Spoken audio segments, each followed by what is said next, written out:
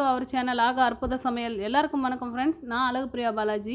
இன்றைக்கி நம்ம சேனலில் என்ன ரெசிபி பார்க்க போகிறோன்னு பார்த்தீங்கன்னா, tutti frutti cake, ice cream, dessert item இதிலெல்லாம் சேர்க்கக்கூடிய டியூட்டி ஃப்ரூட்டி தான் பார்க்க போகிறோம். அது எப்படி செய்கிறது, அதுக்கு என்ன பொருள் தேவைன்னு பார்த்துடலாம்.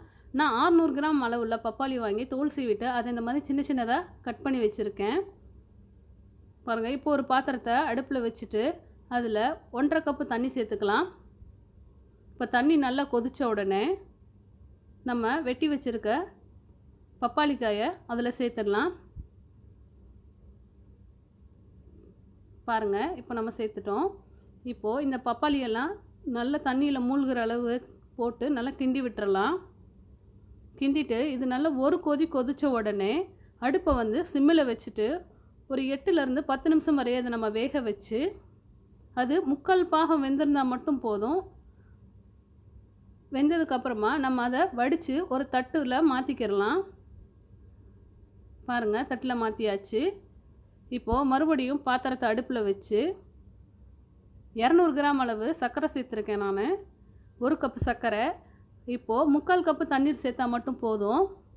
பாருங்கள், சர்க்கரை மூழ்கினா போதும். இந்த அளவு தண்ணி சேர்த்துட்டு நல்ல சர்க்கரையை தண்ணியில் கரைச்சி விடுங்க. சர்க்கரை நல்லா தண்ணியில் கரையட்டும்.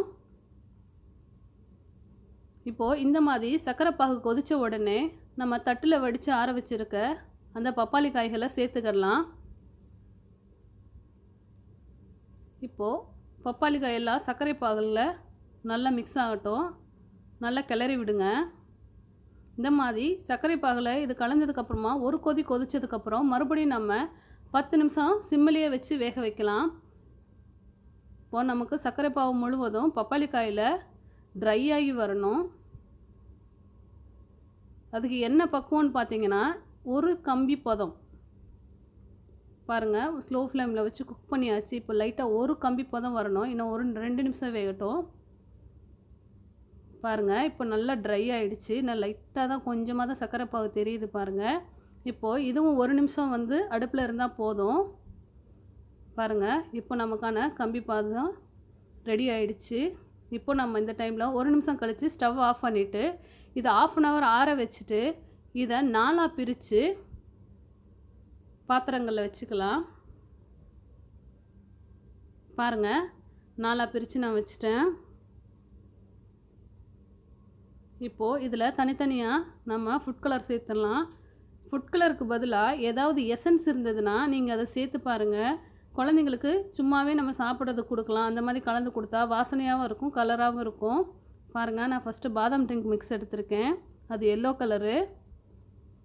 பாருங்கள், ஒரு 1/2 டீஸ்பூன் தான் சேர்க்குறேன். நல்லா சேர்த்து இதை மிக்ஸ் பண்ணி விட்டுடலாம்.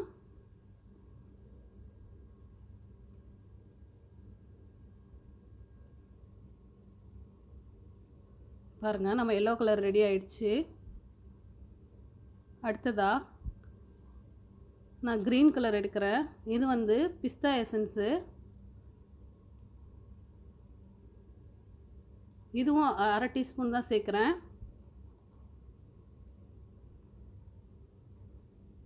பாருங்கள், அவ்வளோதான். இது நல்லா கலந்து விட்டுருங்க. அடுத்தபடியாக நான் ஆரஞ்சு கலர் எடுக்கிறேன். இது ஃபுட் கலரு. இதுவும் 1/2 டீஸ்பூன் தான் சேர்க்குறேன். இதையும் கலந்துட்டு நல்லா மிக்ஸ் பண்ணி விட்டுறலாம். நீங்கள் 1/2 டீஸ்பூனுக்கு குறைவாக கூட எடுத்துக்கலாம், தப்பில்லை. அடுத்ததாக ரெட் கலரு. இதையும் சேர்த்து மிக்ஸ் பண்ணியாச்சு. பாருங்கள், கலர்ஃபுல்லான டூட்டி ஃப்ரூட்டி ரெடி ஆகிடுச்சு. பார்க்கவே அட்ராக்ஷனாக இருக்குது பாருங்கள். இதை வந்து ஒரு டிஷ்யூ பேப்பரில் விரித்து எல்லாத்தையும் பரப்பி தனித்தனியாக காய வச்சிங்கன்னா சீக்கிரமாக காஞ்சிடும். அப்படி இல்லைன்னா இந்த மாதிரி தட்டில் கொட்டி காய வைக்கணும். இந்த மாதிரி தட்டில் நீங்கள் கொட்டி காய வச்சிங்கன்னா ஓவர் நைட் வந்து ட்ரை பண்ணுற மாதிரி இருக்கும் ஃப்ரெண்ட்ஸ், பார்த்துக்கோங்க. ஏன்னா பேப்பரில் போட்டால் சீக்கிரமாக அது ஈரத்தெல்லாம் இழுத்துடும். இந்த மாதிரி காஞ்சதுக்கப்புறமா நல்லா ட்ரை ஆகிடணும். காஞ்சதுக்கப்புறமா நீங்கள் ஒரு கண்டெய்னரில் போட்டு ஸ்டோர் பண்ணி வச்சுக்கோங்க. ஏர்டைட் டப்பாவில் போடுங்க. அதாவது நீங்கள் வெளியிலே வச்சு ஒரு 10 நாளுக்குள்ளே இது நீங்கள் யூஸ் பண்ணி முடிச்சிருவீங்கன்னா வெளியிலே வச்சுக்கோங்க. இல்லை மேலும் அதிக நாள் கழித்து யூஸ் பண்ணுவீங்க அப்படின்னா ஃப்ரிட்ஜில் ஸ்டோர் பண்ணி வச்சுங்க. கண்ணாடி பாட்டிலில் இருந்ததுன்னா அதில் போட்டு வச்சுக்கோங்க. நீங்கள் எல்லாத்தையும் மிக்ஸ் பண்ணி கூட போடலாம். அப்படி இல்லைன்னா தனித்தனி பாட்டிலில் போட்டு வைங்க.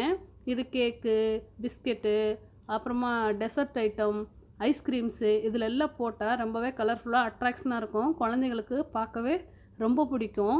ஸோ இதே மாதிரி நீங்களும் வீட்டில் செஞ்சு பாருங்கள் ஃப்ரெண்ட்ஸ். நம்ம சேனலை ஃபஸ்ட் டைம் பார்க்குறீங்களா?